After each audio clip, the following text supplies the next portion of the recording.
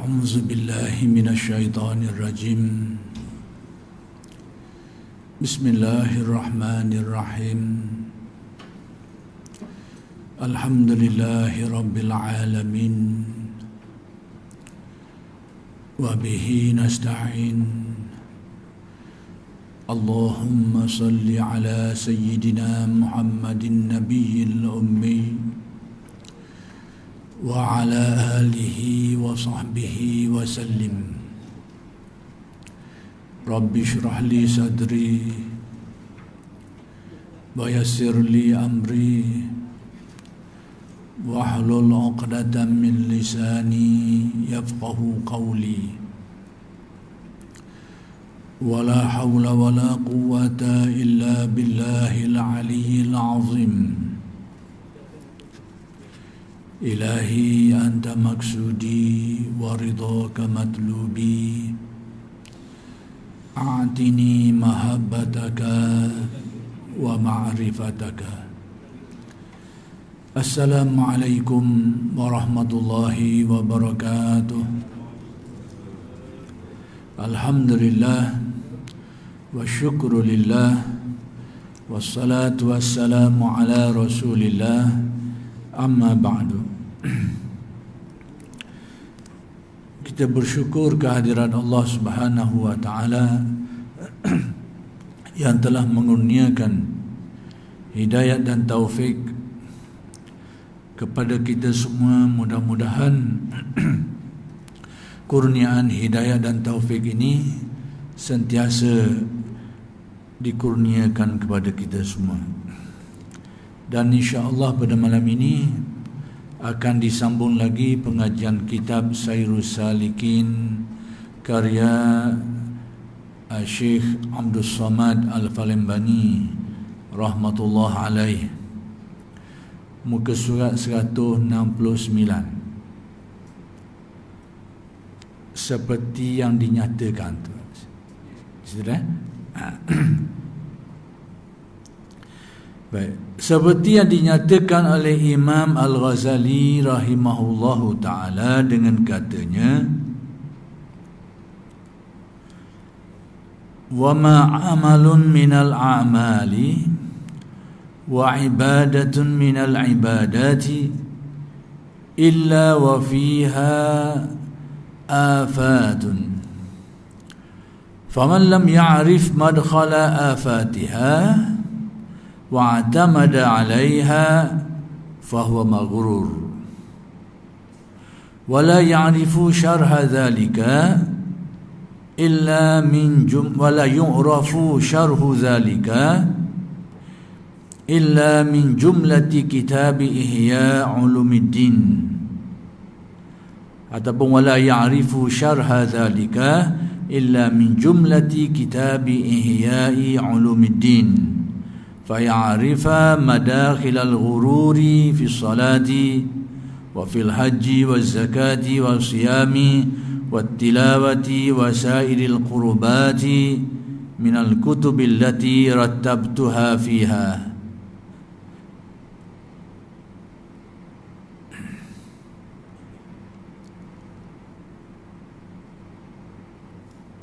Artinya,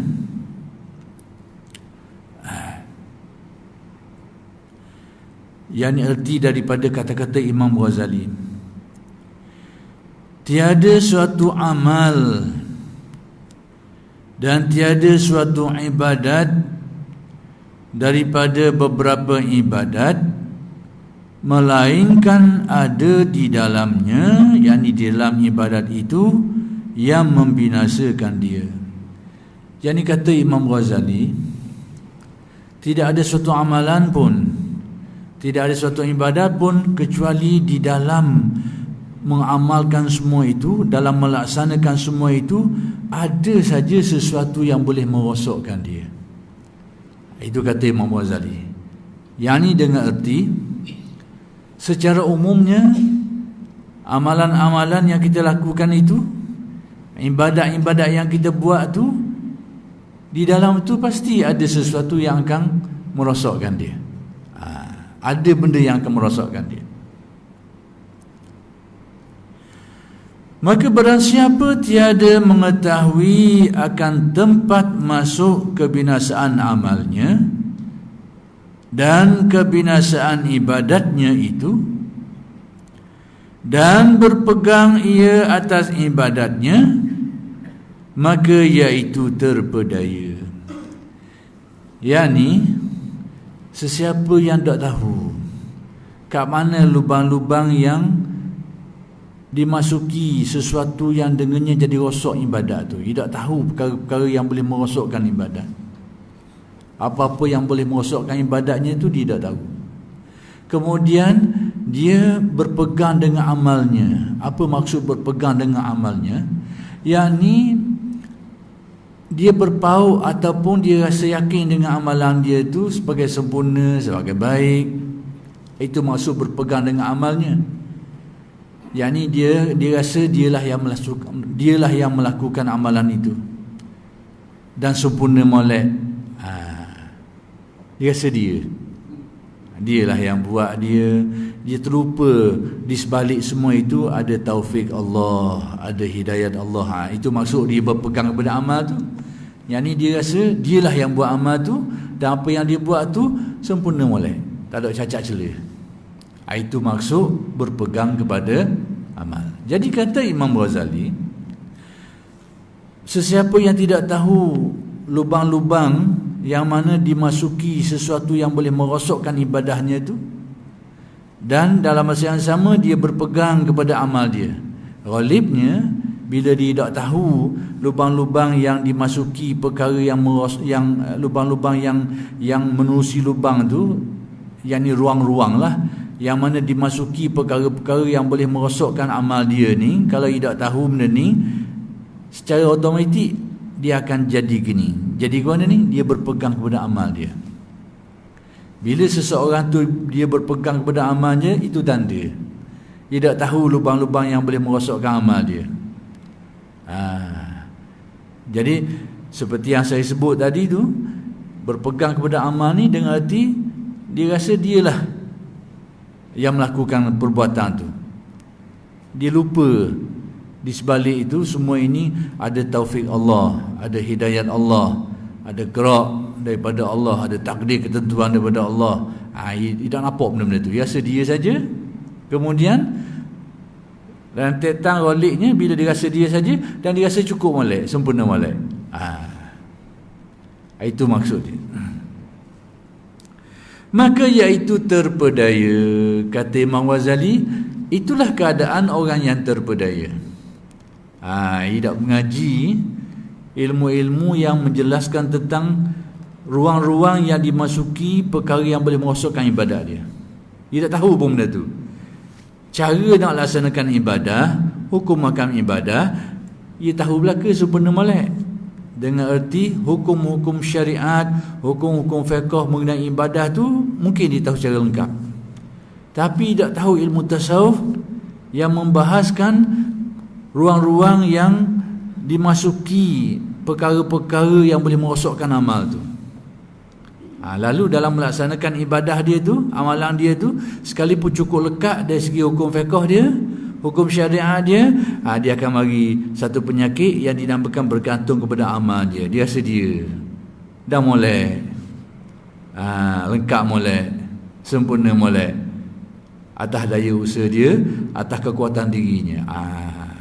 Jadi kedudukan orang yang berpegang kepada amalnya itu, sebenarnya itulah orang yang tak tahu lubang-lubang dimasuki perkara yang boleh merosakkan amal dia. Dia tak tahu benda tu, dia tak mengaji sebab dia tak mengaji. Maka iaitu terpedaya. Inilah yang dikatakan oleh Al-Ghazali, orang yang buat ibadah tapi terpedaya. Dan tiada ia mengetahui akan kenyataan yang demikian itu. Yang ni kata Imam Ghazali, orang berkenaan tadi itu, dia tak tahu tentang perkara ni. Dia tak akan tahu tentang perkara ni, melainkan daripada perhimpunan kitab Ihya Ulumuddin. Kecuali salah satu sebab yang dengannya dia boleh tahu benda ni, dia mengaji kitab, antaranya kitab Ihya Ulumuddin. Kabarnya perkara yang disebut oleh Imam Ghazali tadi tu, huraian dia, penjelasan dia ada dalam kitab Ihya Ulumuddin. Ada dalam kitab tu. Tapi kitab Ihya, seperti yang saya katakan, itu kitab besar. Kitab besar. Ulama pun nak menguasai kitab Ihya belum tentu. Orang-orang alim ulama belum tentu dapat menguasai dengan baik kitab Ihya. Jadi kitab Ihya tu taraf tinggi. Tapi kenapa Syekh Imam Ghazali kabar gini? Kitab ni kitab besar. Tapi dalam memenuhi perkara ni, Imam Ghazali kata, kecuali dia tahu isi kandungan kitab ini atau kitab-kitab lain yang semakna ataupun yang memiliki menjelaskan perkara yang sama dengannya. Maksud Imam Ghazali bahawa sekalipun kitab Ihya tu kitab besar secara keseluruhannya, tapi dalam itu isi dia dalam tu banyak ada benda-benda yang boleh memenuhi keperluan ni. Boleh memenuhi keperluan ni. Kitab tu sendiri kitab besar. Tapi dalam tu ada benda yang diperlukan oleh kita semua. Yang kita perlukan benda tu. Ini kadang-kadang sebahagian kita kadang-kadang terlepas pandang sikit. Terlepas pandang. Bila kita ngaji kitab Ihya, dia kata ngaji kitab tinggi, tidak bertaraf fardu ain lagi. Ini jadi kesilapan itu dalam memahami maksud-maksud yang diberitahu ni. Imam Ghazali kabar gitu, nak kabar kitab Ihya sekalipun kitab tu besar, atau kitab yang paling besar Imam Ghazali lah dari segi keluasan skop dia tu, dan banyak isi-isi yang dalam, yang berenah dalam tu luah mendalam kitab Ihya ni. Tapi dalam itu ada benda-benda yang bermanfaat untuk kita semua ni. Termasuklah perkara-perkara yang diperlukan oleh orang yang nak tentang pengetahuan tentang fardu ain, banyak dalam tu. Jadi kalau kita tak faham molek gini ni, kita tak faham molek benda seperti yang saya sebutkan tadi tu, mungkin kita akan marahlah orang ngajar kita Ihya. Dan kita akan marah orang nak mengaji kitab tu dengan anggapan kitab ni bukan taraf. Itu silap besar.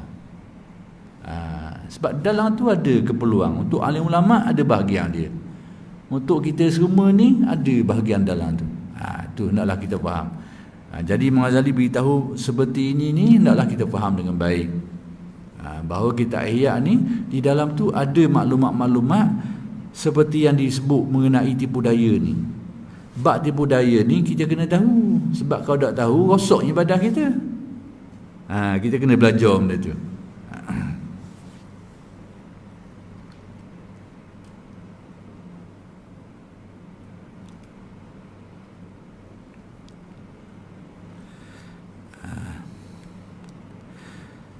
Maka ketahui akan masuk padanya yang membinasakan di dalam sembahyang. Jadi kalau dia belajar kitab ini, dia akan jumpa huraian perkara-perkara yang boleh merosakkan orang yang melaksanakan ibadah solat.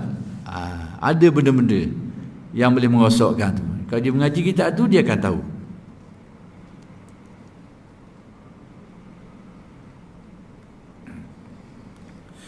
Yaitu di dalam kitab As-Salah. Dalam kitab As-Salah, kitab Ihya ni besar, maka salah satu isi kandungan dia itu mengenai As-Salah, tentang sembahyang.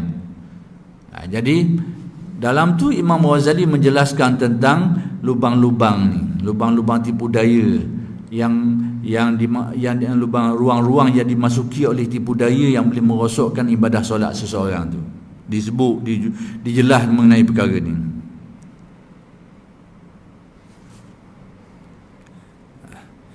Dan diketahui ia akan masuk padanya yang membinasakan haji itu. Demikian juga amalan haji, yang merupakan sebahagian daripada yang dijelaskan oleh Imam Ghazali dalam kitab Ihya ni. Jadi kalau kita baca benda tu, kita belajar bahagian tu, kita akan tahu ruang-ruang yang dimasuki perkara-perkara yang boleh merosakkan ibadah haji kita.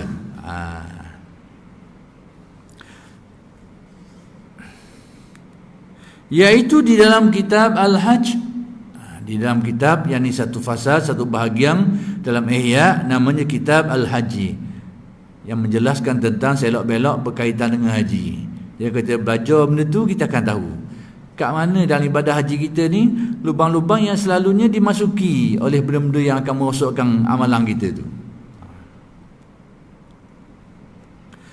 Dan diketahui ia akan masuk padanya yang membinasakan zakat itu.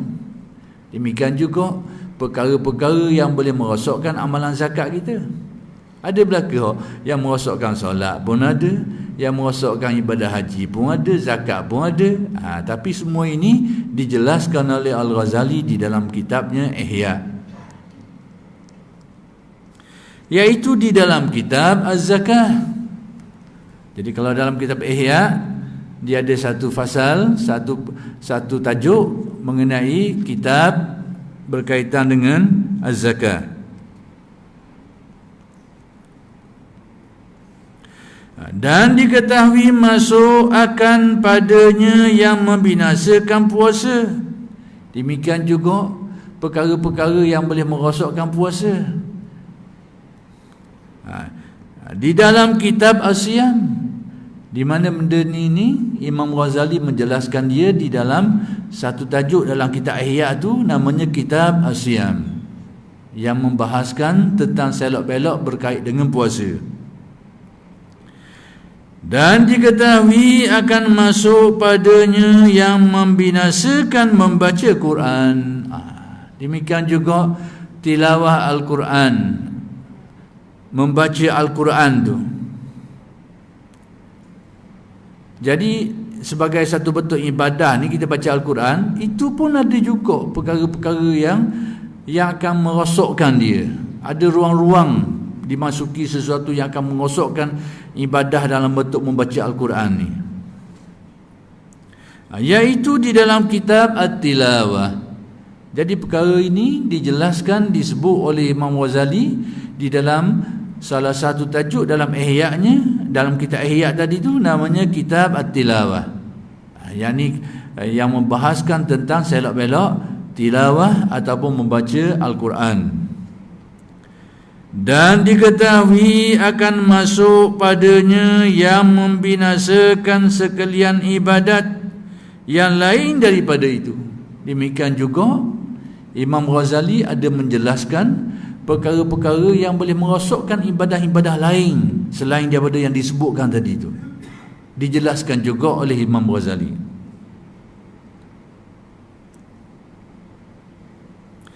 Di dalam kitabnya yang kami aturkan akan dia, di dalam bicara sekalian ibadat itu. Jadi semua itu telah disusun oleh Imam Ghazali di dalam kitab Ihya Ulumuddin.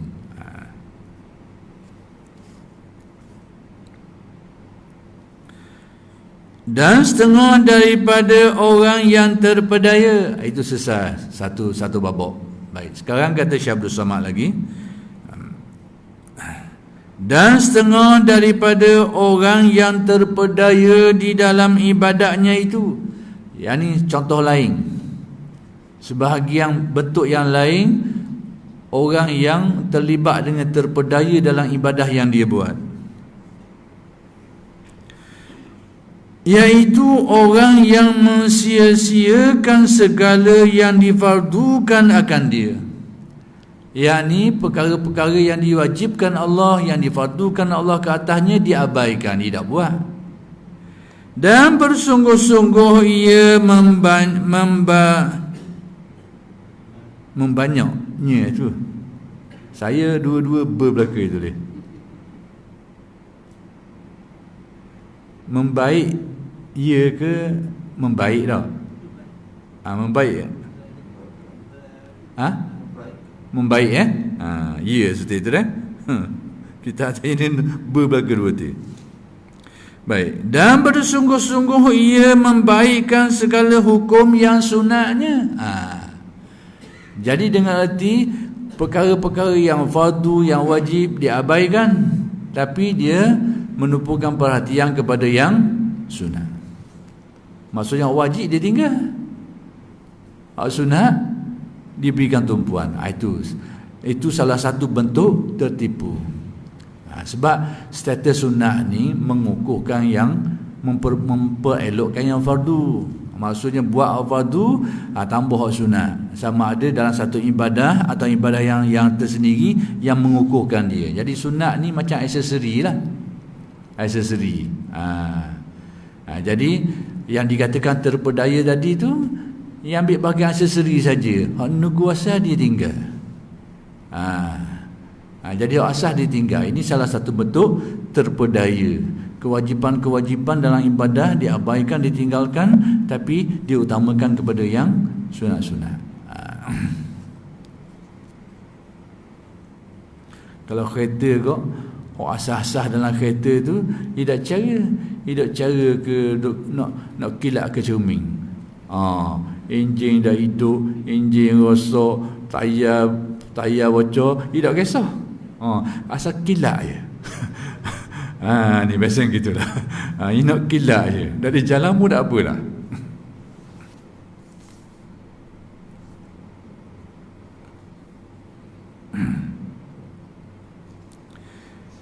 Dan segala hukum syaratnya, seperti orang yang masyghul dengan was-was. Contoh dia beri. Orang yang masyghul ni, dia masyghul ni barat macam dia sibuk ni, macam dia tenggelam dalam perkara tu. Dia terlibat secara serius dengan benda tu. Itu masyghul. Orang yang masyghul dengan was-was, maksudnya was-was yang berat lah. Di dalam mengambil air semayang. Jadi dalam bab air semayang tu, mungkin dia nak jaga kesempurnaan yang sepatutnya tak seperti itu, tapi akhir sekali timbul was-was. Dia nak basuh lengang ni biar siapa lekat lah, biar sempurna molek lah. Tapi oleh kerana dia cara sangat ni mari was-was, sampai celup dekat dengan kepala baru pun rasa tak suci lagi. Setengah tu kadang-kadang. Jadi dia mari was-was. Jadi contoh Imam Ghazali diberikan di sini, dia sibuk dengan benda-benda macam tu. Dalam mengambil air semayang, akhir sekali, contohnya waktu semayang tu ambil. You duduk nak cara ambil air semayang ni, was-was ni, cara dilayan-layan, akhir kali habis waktu gitu je. Itu salah satu bentuk terpedaya. Hak kewajipan besarnya semayang tu. Adapun wuduk ni syarat dia. Tapi dia ambil khas itu, akhir sekali hak fardu terlepas. Itu salah satu bentuk.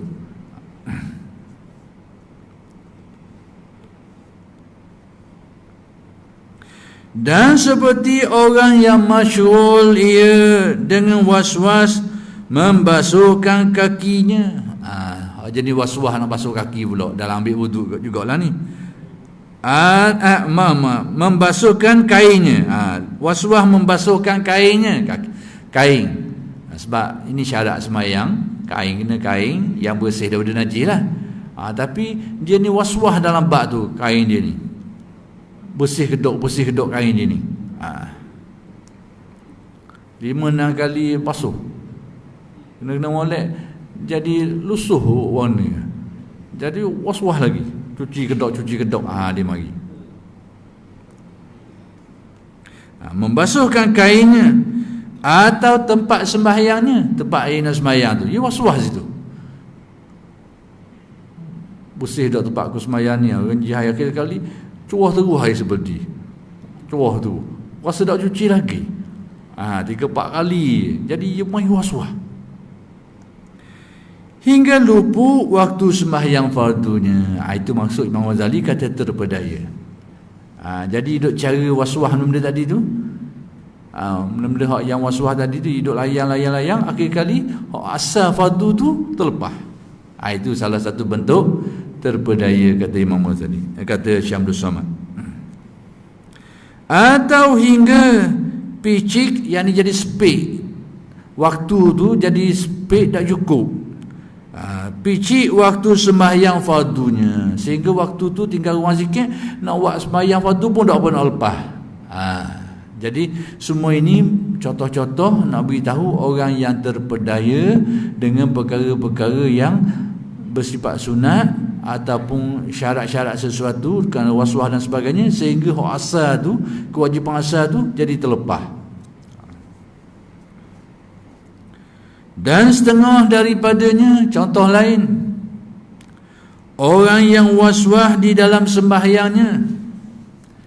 Jadi waswah ni sebenarnya nyakit tak molek, nyakit. Satu bentuk nyakit. Jadi obat waswah ni memang pahit sikit lah. Obat ni pahit sikit. Dia pada secara umumnya dia ada dua obat dia. Pertama sekali dia kena ada ilmu tentang perkara tu. Salah satu sebab yang menimbulkan waswah ni kerana dia tak ada ilmu tentang perkara tu. Dia tak jelas molek tentang perkara tu. Itu lubang tu diguna pakai, dimasuk oleh pengganggu-pengganggu ni sehingga manusia jadi waswah. Tak ada pengetahuan yang jelas tentang perkara tu. Jadi mari waswah macam-macam lah. Okey, baik. Yang kedua, yang menjadikan timbul waswah ni, selain daripada dia tak ada pengetahuan tentang perkara tu tadi tu, dia jadi tak puas hati. Jadi tak puas hati. Tak puas hati dengan apa yang dia buat tu. Lepas tu dia layang tak puas hati. Dia layang. Mula-mula rengang je waswah dia. Tapi bila dia layang, dia akan jadi berat. Layang. Sebab tu cara nak mengatasi waswah ni, pertama sekali kena ambil pengetahuan, kena cara tanya orang, pergi belajar, selok belok benda yang kita waswah benda tu biar jelas pengetahuan kita situ dulu. Lepas tu kita buat menurut apa yang kita tahu tu. Jadi jangan ikut lagi hak dak puas hati tu. Jangan ikut dak puas hati. Jadi punca semua ni, salah satu punca besar tadilah pengetahuan yang kurang jelas. Contoh, nak beritahu contoh pengetahuan yang kurang jelas ni, yang kita tengok antara bab-bab yang selalu timbul waswah ni, bab niat lah. Bab niat dalam sembahyang. Jadi antara sebab kenapa timbul waswah dalam bab niat ni, kerana dia kurang faham molek tentang apa sebenarnya niat tu.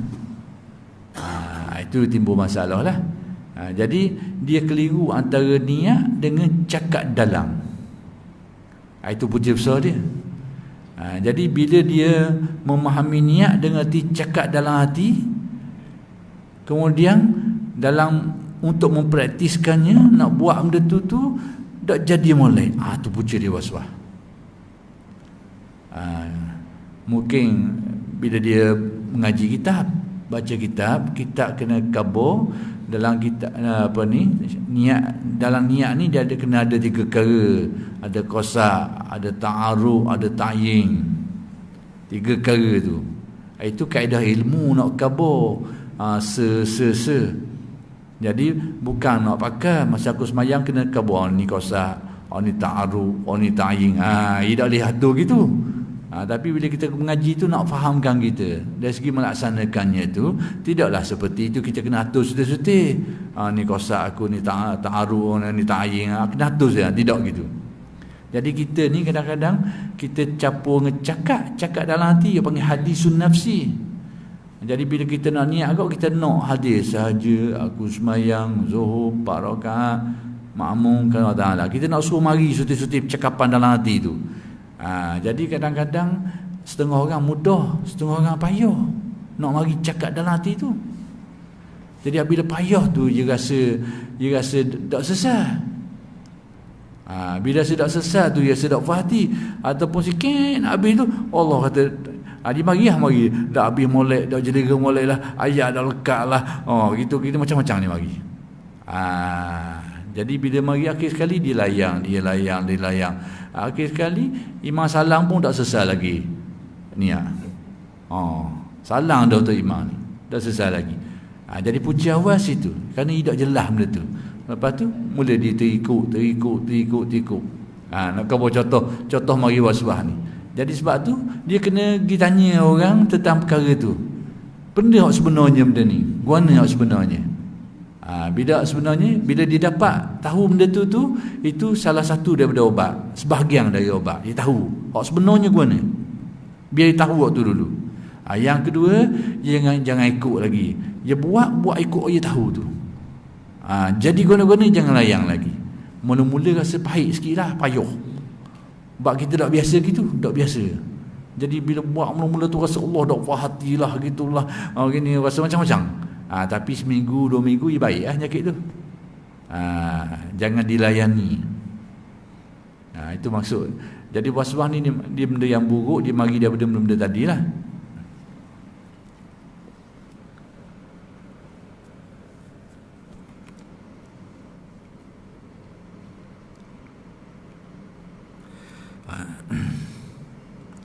Dan setengah daripadanya, sebahagian daripadanya, daripada terpedaya dalam ibadat itu, orang yang waswas di dalam sembahyangnya, di dalam takbiratul ihram.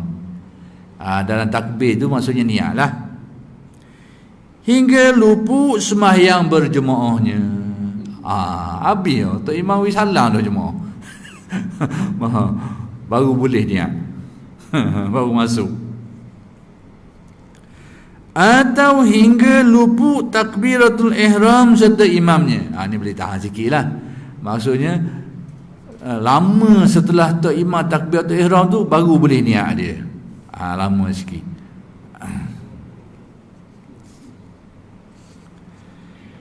Dan setengah daripadanya, yakni sebahagian daripada terpedaya di dalam ibadah, orang yang was-was di dalam mengulang-ulang bacaannya. Ni juga ni. Kadang-kadang ialah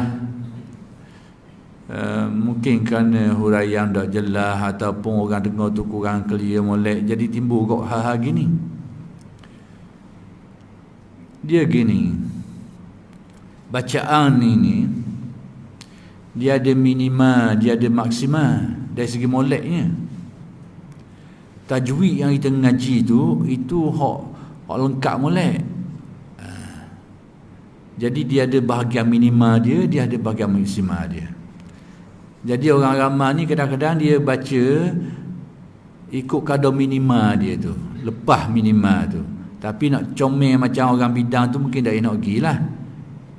Tapi sebahagian kita, dia rasa kalau tak baca yang comel seperti itu, macam dia anggap dah lepas. Dah lepas. Padahal dia buat tu sudah lepas kadar minima dia tu. Tapi oleh kerana dia mengaji ilmu tajwid dan sebagainya, dia rasa macam tak lepas molek lagi. Padahal tu untuk melengkapkan comel molek. Ini jadi itu nak kabur lubang. Kadang-kadang disebabkan benda itulah dia terpaksa baca acak kali atas satu ayat itu, padahal bacaan tu sudah melepasi kehendak asal dia tu. Contohnya. Tapi dia rasa kurang molek macam dia ulang. Nak suruh molek seperti yang dia ngaji baru boleh ilmu tu. Ni antara lubang-lubang yang mendatangkan waswas. Ni Syekh ni kata gitu. Orang yang waswas di dalam mengulang-ulang bacaannya. Jadi dia ulang tu kan waswas. Saya pernah sekali bertembung, nak jadi ke cerita pengalaman kita pernah tengok ni, kebetulan sungguh dua orang waswas ni semayang dekat-dekat. Kebetulan teringat masjid Babatah dulu masa kita kecil-kecil. Dua orang tu kita kenal, dia waswas. Tapi di semayang tu kebetulan malam tu hidup duduk berepek dulu ni. Sama-sama waswas ni. Ni takbir, dengar takbir orang ni berhenti je ni. Ni takbir mana? Dengar takbir ni pula. Ia terganggu takbir sebelah dia. Kali dah lekat bersama orang. Dia bertembung dua orang waswas. Jadi waswas ni kadang-kadang gangguan dari luar tu mengganggu dia. Tak boleh. Jadi yang dikatakan mengulang-ulang bacaan ini, mengulang kerana waswas. Adapun yang imam, setengah imam kadang-kadang dia ulang bacaan, ada terutamanya ayat-ayat tertentu dia ulang dan itu tidaklah dilarang, itu bab lain lah. Ini dia mengulang kerana dia tak puas hati bacaan dia tu, padahal sudah memenuhi kehendak minima dia tu. Bacaan dia maksudnya betul dah bacaan lah, cuma tak comel molek. Jadi dia ulang-ulang disebabkan kerana dia rasa tak puas hati tadi tu. Ini bentuk waswas.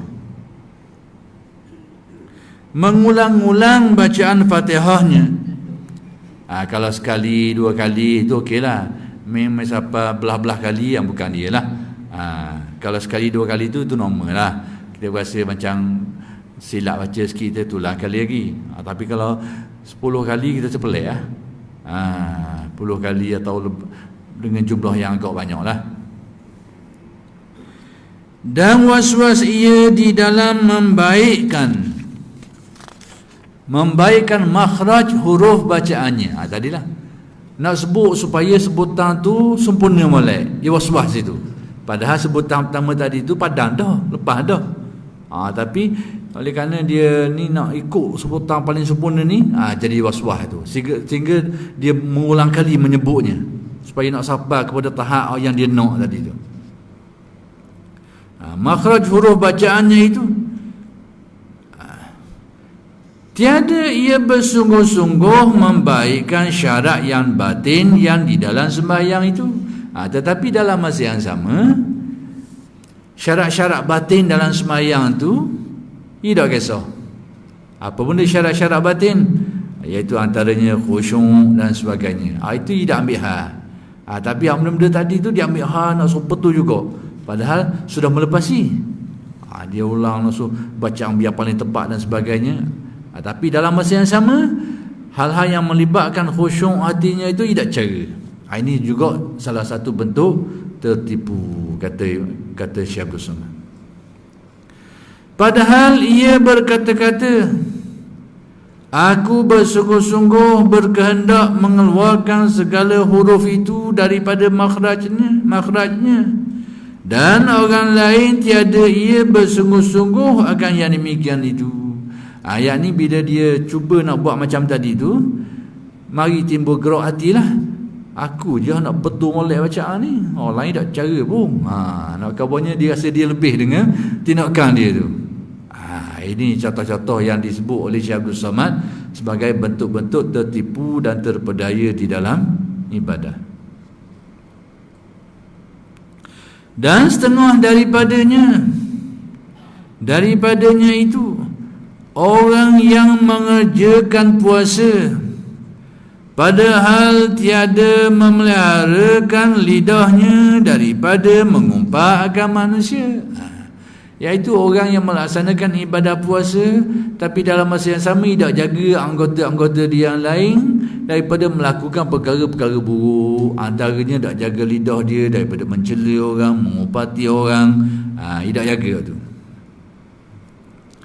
Dan tiada memelihara akan ia daripada riak dan ujub. Nyakit-nyakit riak, ujub, tu tidak cuba nak buang, dia lock. Bahkan benda tu menjadi satu gerok hati dia, riak dan ujub ni. Dan tiada memeliharakan ia daripada berbuka dengan harta yang haram. Demikian juga waktu dia berbuka tu, sumber makanan itu tidak jaga. Yang ni tidak jaga bahawa sumber bahan yang digunakan untuk berbuka itu daripada sumber-sumber yang haram. Jadi ibadah puasa dia buat, tapi benda-benda macam ini tidak cara. Ini juga salah satu bentuk terpedaya. Dan barang sebagainya, banyak lagi lah contoh-contoh lain. Jadi contoh-contoh yang dibuat oleh Syekh Abdul Somad ni adalah contoh kemasyarakatan. Maksudnya banyak berlaku dalam masyarakat. Sebab tu dia buat contoh tu. Dan setengah daripadanya itu, yakni sebahagian contoh lain mengenai terpedaya dalam ibadat itu, orang yang mengerjakan haji, berhaji pula, padahal ia tiada taubat daripada segala dosanya. Maksudnya dia pergi buat haji, tetapi nak pergi itu dia tak cuba untuk membetulkan. diri dia tu dengan taubat dan sebagainya, tidak betul situ.